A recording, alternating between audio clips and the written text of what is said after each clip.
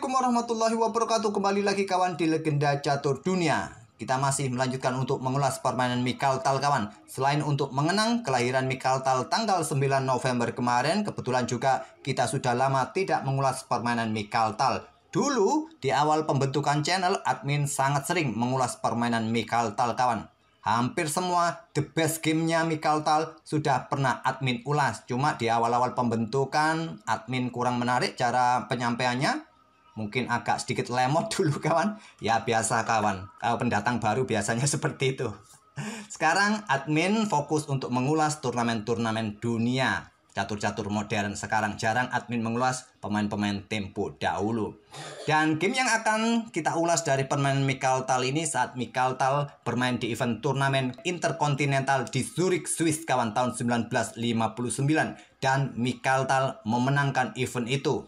Dari 15 game yang dia mainkan, 10 kali menang, 2 kali kalah, dan 3 kali remis.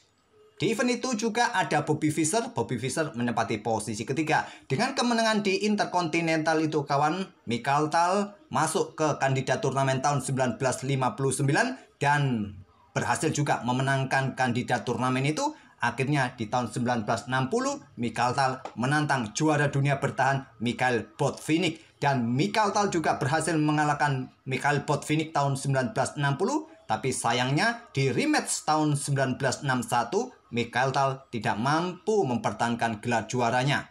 Mikhail Botvinnik berhasil merebut gelar juaranya lagi kawan tahun 1961 dan tahun-tahun berikutnya sepertinya Mikhaltal ini ada masalah dengan kesehatannya kawan sehingga performanya sedikit menurun. Oke. Dari game yang akan kita ulas ini, saya pilih saat dia melawan pemain tuan rumah kawan asal Swiss di babak kelima. Dan Mikhaltal pegang putih, lagi-lagi ide permainannya adalah Sicilian Defense kawan. Tapi tidak dengan Najdorf kali ini. Kuda F3, kuda C6, pion D4, baku hantam seperti biasa. Kemudian ada kuda F6, kuda C3, diikuti pion D6. Nah, gajah G5. Ini adalah variasi Risser Rouser Attack dari Sicilian Defense.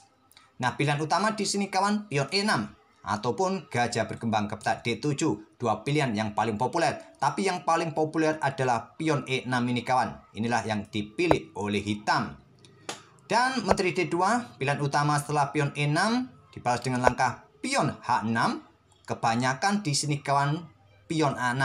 Ini menurut Stockfish juga kuat kawan. Ataupun gajah ke petak E7. Tapi memilih dengan pion H6. Di awal pembukaan di langkah ke-7, hitam sudah melakukan langkah yang tidak presisi.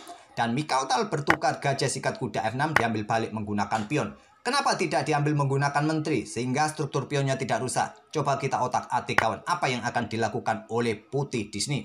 Sekaligus untuk mengajak menantang pertukaran. Kuda tidak akan melakukan pertukaran tapi lompat ke petak B5 kawan. Coba tekan pion di sini untuk memenangkan satu pion. Kalaupun kalian mundur, menteri ke peta D8 kembali, putih akan rokade panjang kawan. Dan tetap pion ini mendapatkan 3 kali tekanan. Coba kita provokasi dengan pion A6, putih akan tetap melakukan pertukaran untuk ambil satu pion. Baku hantam di peta D6, baku hantam menteri kawan, baku hantam benteng. Mungkin raja dekati benteng, benteng mungkin mundur hanya ke peta D2 saja agar nanti punya opsi untuk mempercepat ditumpuk di lajur D. Kalaupun kalian tantang dengan benteng, ya akan tetap diladeni oleh hitam. Maksud saya diladeni oleh putih kawan. Gajah D3, pion F3, pion B3 bisa dilanjutkan oleh putih. Putih unggul materi satu pion. Tapi dalam permainan cepat juga harus hati-hati kawan. Selisih satu pion pun masih ada harapan untuk menahan imbang. Oke, kembali lagi ke langkah aslinya kawan. Jadi di sini tadi tidak ambil menggunakan menteri tapi menggunakan pion G. Ya mungkin bisa dimanfaatkan lajur G yang semi terbuka di sisi hitam ini kawan. Mikhaltal langsung rokade panjang. Baru sekarang pion A6. Pion F4 kawan. Untuk juga mendapatkan kontrol di petak pusat. Untuk imbangi 3 pion hitam yang masif kawan. Kemudian ada gajah berkembang ke D7. Gajah E2 lanjut Mikhaltal. Koneksikan 2 bentengnya. Pion H5 kawan di sini untuk kontrol petak terang agar tidak diisi oleh gajah untuk mendapatkan diagonal ini ke depan. Nah, di sini raja bergeser ke B1 lanjut Mikhaltal. Menteri keluar ke petak B6, mencoba menantang pertukaran kuda kawan. Mikhaltal menolak pertukaran, mundur saja ke petak B3. Kemudian di sini hitam juga rokade panjang. Benteng H keluar ke F1, lanjut Mikaltal. Gajah berkembang ke E7, koneksikan dua bentengnya juga, kemudian Mikaltal langsung angkat benteng kawan. Agar lebih cepat ditumpuk di lajur D, ataupun juga bisa juga bergeser ke lajur C nanti ke depan, ke lajur B juga. Langsung diangkat benteng saat ada kesempatan. Benteng D digeser ke G8, serang pion. Nah, di sini gajah yang pertahankan pion mundur ke peta F1. Kenapa tidak dorong saja kawan? Ini akan memberikan kesempatan untuk membuka lajur H kawan. Pion H4. Kembali lagi ke langkah aslinya. Jadi Mikaltal memilih dengan gajah saja. Kalaupun pion ini didorong, mungkin baru nanti pion G yang didorong kawan. Dan lajur-lajur di sisi kanan akan tertutup bagi benteng-benteng hitam. Raja hitam bergeser ke B8 dan Mikaltal melanjutkan geser benteng ke lajur D kawan. Siap korban benteng nanti sikat oleh gajah, ambil balik oleh menteri di sini kawan, dan mendapatkan gajah nanti sebagai gantinya. Oleh karena itu gajah terang mundur ke C8. Sekarang pion A3 untuk kontrol peta B4 jelas agar tidak ada gangguan dari kuda. Kemudian ada pion H4 dorong lagi, tak peduli. Menteri bergeser ke E1, lanjut Mikaltal. Nah, di sini benteng diangkat naik ke peta G4, coba ancam pion. Nah, di sini kawan, Stockfish menyarankan benteng ini digeser ke lajur F untuk pertahankan pion, tapi tidak dengan Mikaltal kawan. Dia korban sementara kawan dengan kuda D5. Ya, harapannya diterima, ambil balik, ancam kuda, dan posisi gajah pun terancam kawan. Itulah harapan Mikaltal. Temponya juga jaga pion, ancam menteri di sini. Tentu diterima oleh hitam. Pion E ambil kuda D5, ambil balik oleh pion E kawan. Jika kuda lari, tidak ada yang proteksi gajah. Gajah jatuh oleh menteri kawan. Kuda diserahkan di peta E5 dan diterima juga oleh Mikaltal. Masalahnya struktur pion hitam kembali pulih kawan, tidak ada pion yang double, ya siap didorong lagi. Ada satu pion bebas juga di lajur E.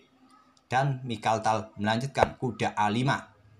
Siap melakukan ancaman di sini, garbuan terhadap gajah ke depannya. Kalau diterima oleh pion, benteng siap digeser, serangan tusuk sate pada menteri, pada raja kawan. Gajah gelap mundur ke peta D8, berbalik ancam kuda. Kuda lompat ke C6 skak, tidak berani ambil seperti yang saya sebut tadi. Di sini ada serangan tusuk sate nanti, menteri bisa jatuh, rajanya bergeser ke peta A8 dan benteng B3 serang menteri. Menteri mundur ke peta C7, di sini ada opsi sikat gajah, tak ada masalah, atau benteng C3 juga tak ada masalah. Mikaltal memilih dengan benteng C3. Korbankan kuda, kali ini diterima kawan. Ambil balik oleh benteng ancam menteri. Menteri bergeser ke B7. Di sini ada opsi gajah meluncur kawan untuk mendapatkan gajah. Mikaltal memilih ambil pion kawan. Ada apa dengan Mikaltal? Preteli pion terlebih dahulu, baru gajah meluncur. Kalau tadi gajah meluncur, tentu bisa mendapatkan gajah. Tapi Stockfish menyarankan sikat saja gajah ini, korban menteri kawan. Dan Stockfish menilai permainan ini akan cukup seimbang dengan kekuatan sepasang gajah plus dukungan sepasang benteng melawan menteri plus benteng. Stockfish menilai permainan masih layak untuk dilanjutkan oleh hitam. Tapi kalau kita main di warung kopi ataupun pos ronda, kalau sudah tidak ada menteri, lemes kita lawan. Oke, kembali lagi ke langkah aslinya. Jadi Mikaltal tidak coba ambil pion A6, ambil pion D6 dengan benteng dan benteng A4 untuk perkuat posisi pionnya kawan. Tapi Stockfish tadi menyarankan dengan menteri ini mundur ke peta B8 saja.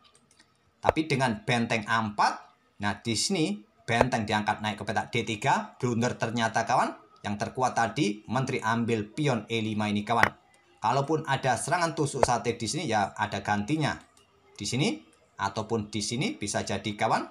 Di sini saja lebih enak karena temponya nanti juga skak. Kalau disikat oleh benteng gajah ini, kalian bisa melanjutkan benteng pukul benteng skak, ambil oleh menteri kawan, ataupun raja bergeser ke sini, ya menteri bisa mendapatkan benteng di sini bisa jadi, ataupun juga dengan pion D6 sementara waktu kawan, serahkan benteng yang di sini, nanti juga mendapatkan gantinya gajah. Kembali lagi ke langkah aslinya. Memilih dengan langkah benteng D3, persiapan untuk menuju lajur B kawan, diikuti dengan gajah C7 blunder. Menteri ke E7 yang terkuat untuk ancam benteng, juga untuk proteksi pionnya di sini. Nah, di sini yang terkuat benteng ke B3 langsung kawan. Memilih benteng F6 Mikaltal. ataupun juga bergerak ke petak C6, ini juga bagus, tapi ke petak F6. Gajah mundur kembali, blunder kawan. Kali ini pion E4 merupakan pilihan terkuat kawan untuk ancam benteng. Kosongkan ruang bagi gajah, juga bermain di diagonal gelap panjang, berikan dukungan bagi menteri. Kalaupun ada ancaman benteng B3, pion tidak ada yang menjaga, pion bisa dicaplok menteri kawan. Dan gajah masih punya kesempatan untuk ke sini. Menteri pun jaga pionnya kawan. Kalaupun ada serangan Disney, bergeser saja ke petak gelap D4. Memang benteng mendapatkan pion. Kalian juga bisa mendapatkan pion yang di sini. Bisa ancam menteri nanti bergerak juga ke diagonal gelap panjang. Posisi pion pun masih cukup aman. Baris ke-7 pun belum ada ancaman berarti kawan. Karena putih kurang dukungan. Dan pion pun juga bisa diharapkan nanti bebas. Ya, mungkin di sini bisa berlanjut dengan langkah benteng ini bergeser ke petak E7 untuk kawal pion ini kawan. Ataupun pion G4 menantang pertukaran. Oke, kembali lagi ke langkah aslinya. Jadi memilih gajah mundur ke petak D8, kembali ancam benteng kawan. Nah, kalau dalam situasi langkah-langkah banyak yang tidak akurat, langkah-langkah blunder, biasanya mereka berdua sudah di ujung tanduk kontrol waktunya kawan. Jadi mereka kepepet masalah kontrol waktu sehingga tidak memungkinkan untuk mencari langkah terbaik. Harap maklum saja. Benteng C6 akhirnya ditemukan oleh Mikhail Tal. Langkah terbaiknya pion E4, langkah terlambat kawan, karena ada benteng B3. Menteri sudah tidak bisa mendapatkan pion yang di sini. Nah, di sini direspon dengan langkah gajah A5, sama-sama menantang pertukaran menteri kawan. Ditolak, menteri naik ke petak E3, yang terkuat tadi ke petak F2. Dan di sini menteri B7 menghindari ancaman benteng, menantang pertukaran menteri. Ditolak, kasih menteri kawan di petak H6. Hitam menolak. Karena apa? Karena di sini tentu ancamannya kawan. Tidak ada cara lain kawan. Blokade skak, raja naik, dan skak mat di langkah berikutnya. Skak mat. Oke, kembali lagi kawan ke langkah aslinya. Jadi menolak menteri, bergeser ke D8, ancam pion. Gajah meluncur, ambil pion A6. Lanjut Mikhail Tal menantang pertukaran gajah terang. Posisi pion tadi cukup nyaman dicaplok karena koneksi bentengnya terputus oleh gajah gelap. Gajah ke D2 kawan, ditawarkan agar gantinya nanti gajah A6. Ditolak Mikhail Tal, menteri F6 ancam benteng Disney. Menteri bergeser, lindungi bentengnya kawan. Tapi masalahnya gajah pukul gajah. Tidak mau ambil kawan. Karena kenapa? Karena benteng A6 skak, baku hantam Disney, bisa skak mat nanti kawan benteng. Maaf kawan. Maaf, keselak. Oke, sampai di sini kalian pasti paham. Kita mundur lagi kawan. Di sini tadi setelah gajah pukul gajah, menteri ambil pion D5 lanjut hitam, Mikhail Tal melanjutkan benteng A6. Setelah itu hitam menyerah di langkah ke-38 ini. Seperti tadi kawan, di sini satu langkah berikutnya tentu skak mat kawan. Skak mat sudah.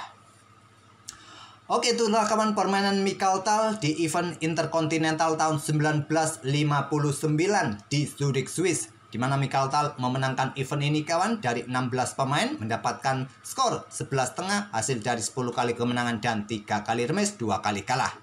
Oke, semoga permainan ciamik dari Mikhail Tal dalam permainan Sicilia Defense satu hari ini bisa jadi bahan referensi kalian. Dan jangan lupa seperti biasa tinggalkan komen, like kalian untuk berikan sedikit dukungan bagi channel kami ini kawan. Dan kita akan bertemu di video-video berikutnya. Terima kasih. Wassalamualaikum warahmatullahi wabarakatuh.